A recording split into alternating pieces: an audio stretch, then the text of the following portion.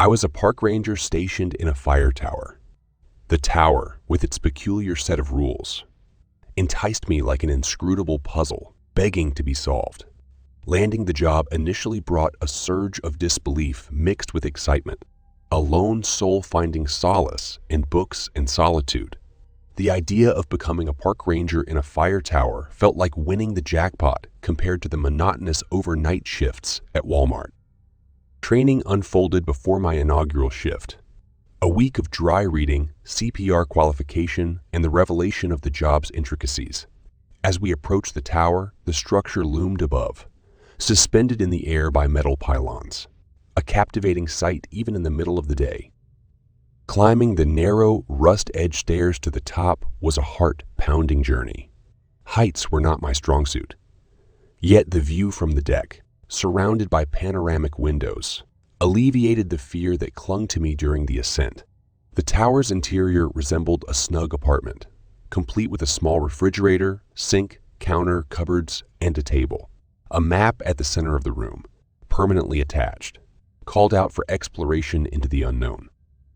The other ranger outlined my responsibilities during our 24-hour shifts, emphasizing the importance of staying vigilant. In my mind, I envisioned getting paid to capture the breathtaking scenery through my camera lens while indulging in the luxury of solitude and books. As the ranger left, a subtle hesitation lingered in his departure, as if an unsaid secret lingered in the air.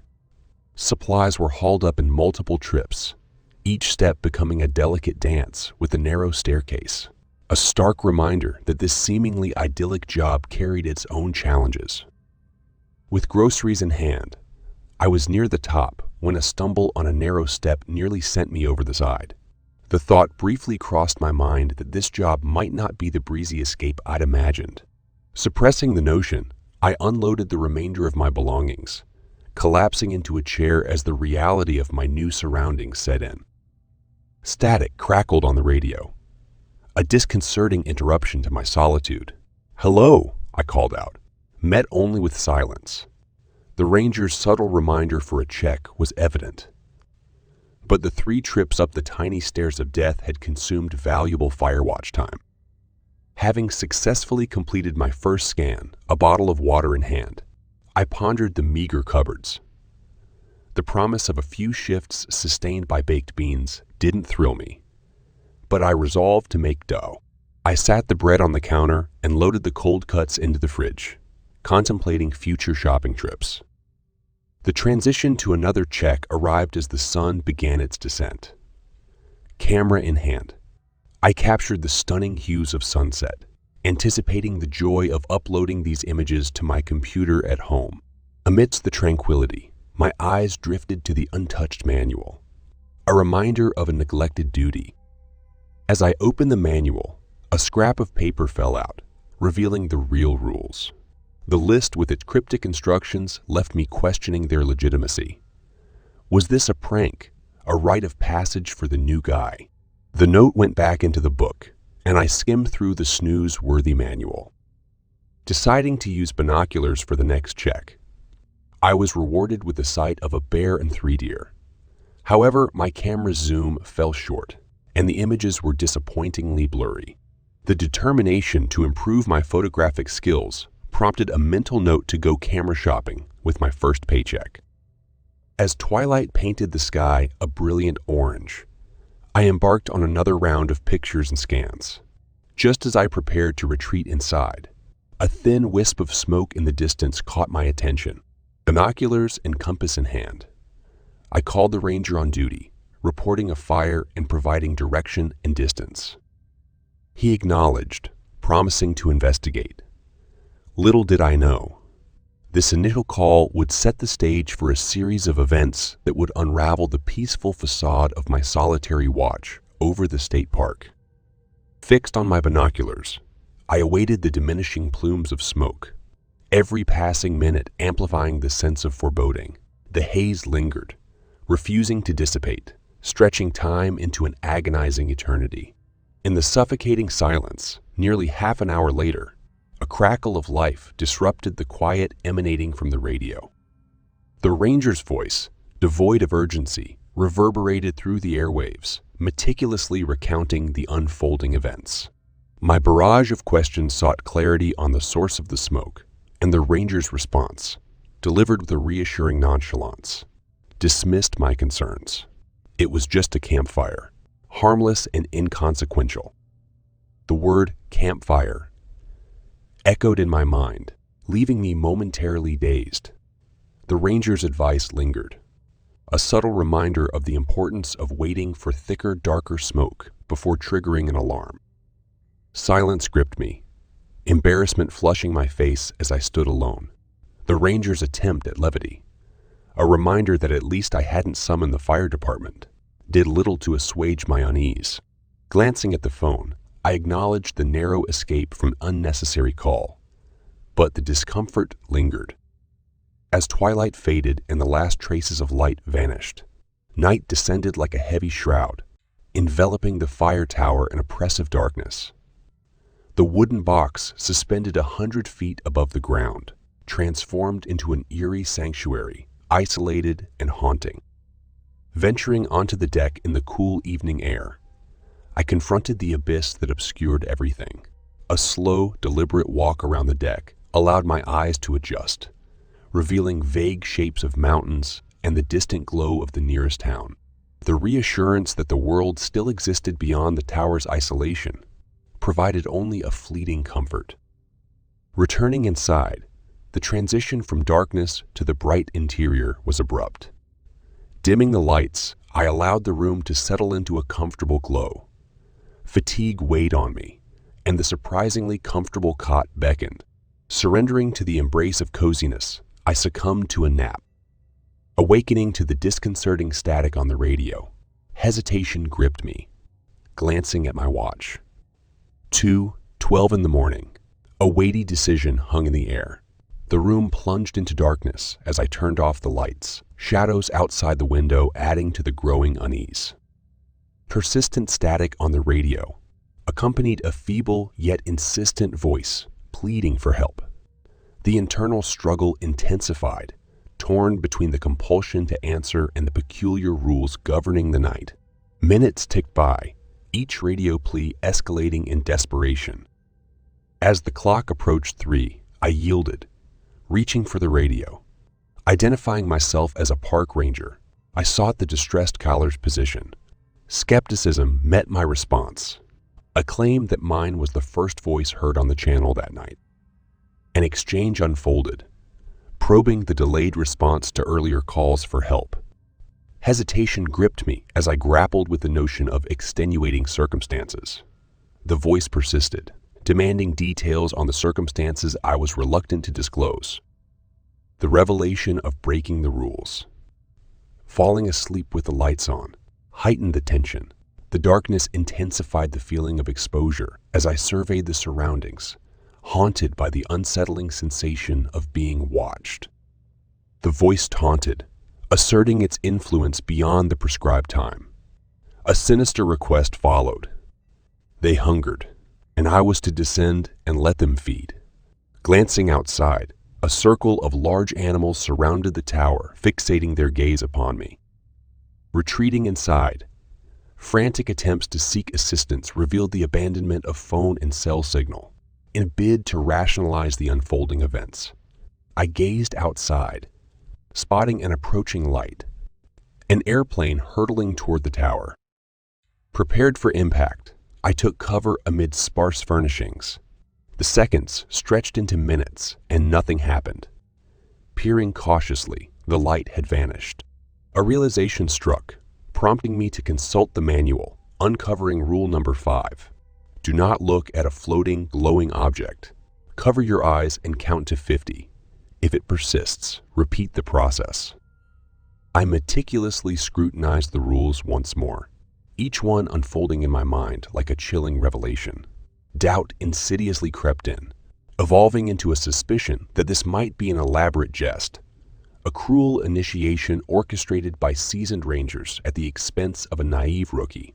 The inexplicable events, the haunting radio transmissions, the eerie glow piercing the darkness, and the unnerving congregation of animals around the tower risked easy dismissal, sending shivers down my spine. The realization hit me like a sudden jolt, an electric shock to my senses. I had neglected to follow another rule. Panic, thick and suffocating, clawed at the edges of my consciousness as I frantically delved into the cupboard housing emergency supplies. My hands trembled as I sought the flare gun. Its metallic coldness, a stark reminder of the weight of my actions settling uncomfortably in the pit of my gut. Stepping onto the deck, I questioned the wisdom of firing flares into the dense forest. The potential to exacerbate the fire hazard I was meant to prevent loomed like a malevolent specter. As I contemplated, a strange sound interrupted my thoughts, a cacophony that sliced through the eerie silence.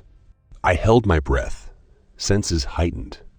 It wasn't just one sound. It was a symphony of eerie discord. Glancing over the rail, I witnessed the animals growling and pawing at the ground in a frenzied dance, their eyes reflecting an otherworldly malevolence. Backing away, I loaded the first flare, my hands moving with a mix of urgency and trepidation.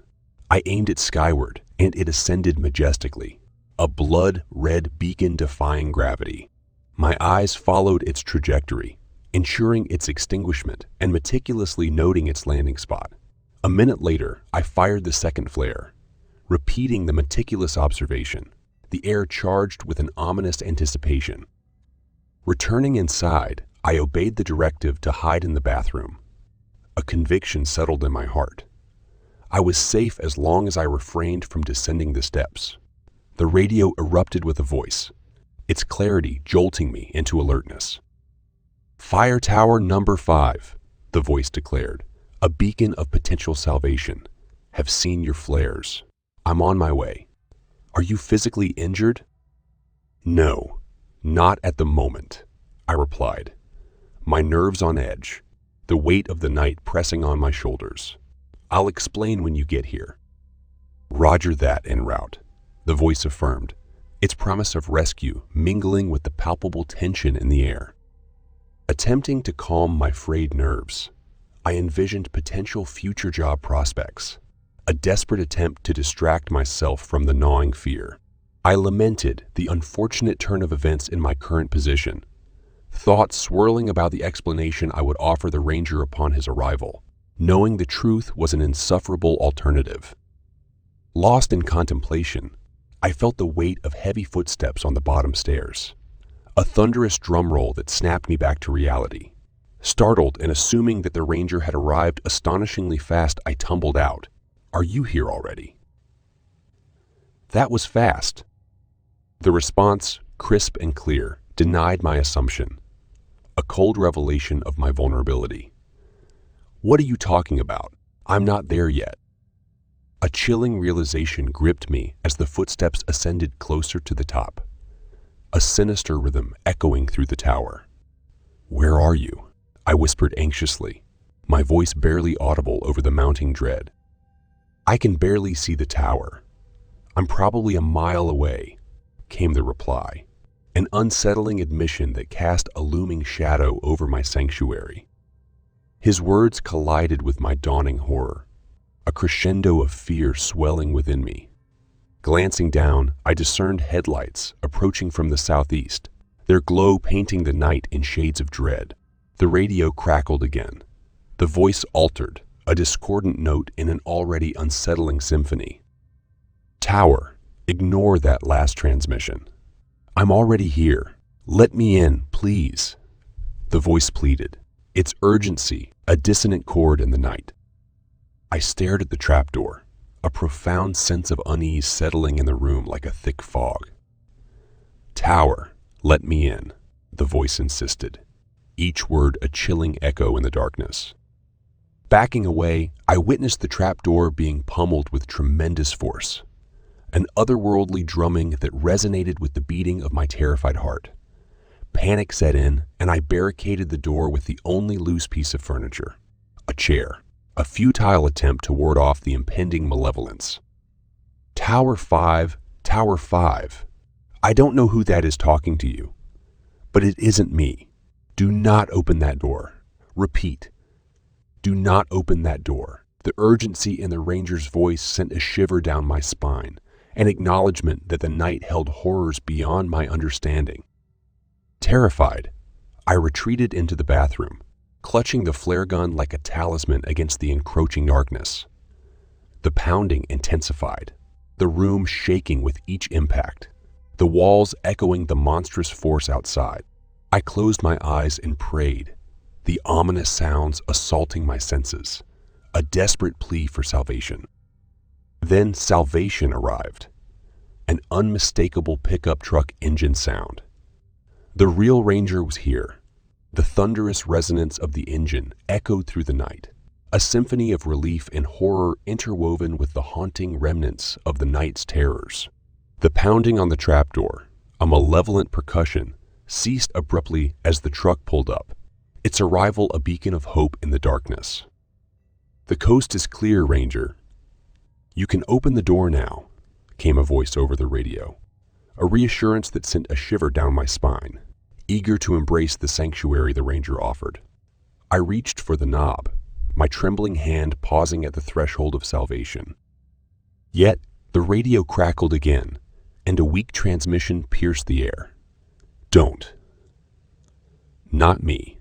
The words hung in the void, a plea laden with unimaginable suffering. The atmosphere thickened with despair.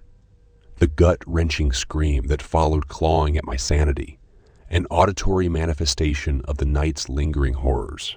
I dropped to the floor, curling up in a futile attempt to shield myself from the haunting cries, a witness to the depths of desperation that filled the air. As the screams gradually receded, I rocked back and forth. Caught in the aftermath of a nightmarish symphony, unconsciousness mercifully claimed me, a fleeting refuge from the relentless echoes of suffering that lingered in the recesses of my mind. When I awoke, unfamiliar voices called my name, their cadence a blend of concern and reassurance. Surrounded by people in blue uniforms, my initial panic threatened to resurface. I backed away instinctively, ready to fight the unseen threats that still lurked in the shadows, until the comforting words reached me. "Calm down. It's all right," one of them said, a balm to my frayed nerves. Surveying the room, I struggled to reconcile the morning sunlight streaming through the window with the shadows of the night that still clung to my memory. Reluctantly, I recounted the harrowing events to the MT and the ranger behind them, the words stumbling out like fragments of a fragmented nightmare. "Can I go home now?" I asked, a desperate plea to escape the probing questions that threatened to unravel the fragile tapestry of my sanity. The ranger's glare, a reflection of frustration and an insatiable quest for answers, bore into me. He relented, a begrudging acceptance of my need for reprieve. "Go ahead, but I'll want to talk to you tomorrow," he declared, his words hanging in the air like an unspoken promise. I gathered my belongings, hesitating at the open trapdoor, a grim portal that bore witness to the night's horrors. Descending cautiously, I observed people collecting shell casings and traces of blood, each piece of evidence a haunting reminder of the macabre events that unfolded. The trail led into the woods, an ominous path into the heart of darkness. Standing on the bottom step, I pondered the ground beneath me, a threshold between the tower's isolation and the unsettling reality below. Taking the step, I bolted for my car, a desperate escape from the haunting scene. I called my boss and resigned upon reaching home, vowing to leave the eerie tower behind, its looming silhouette etched in my mind. A deer, blood-stained and bearing shreds of a ranger's patch, crossed my path, its eyes locking onto mine with a haunting intensity. My heart raced as I swerved around it, breaking every speed limit to distance myself from the nightmarish reality that clung to my every thought. As I called my boss to quit, I pondered my uncertain future. A quiet warehouse job in the city seemed preferable, a haven from the haunting echoes of the tower's secrets. But if it came with strange rules, I pledged to walk away, no questions asked, determined to leave the specter of that ominous night in the shadows where it belonged.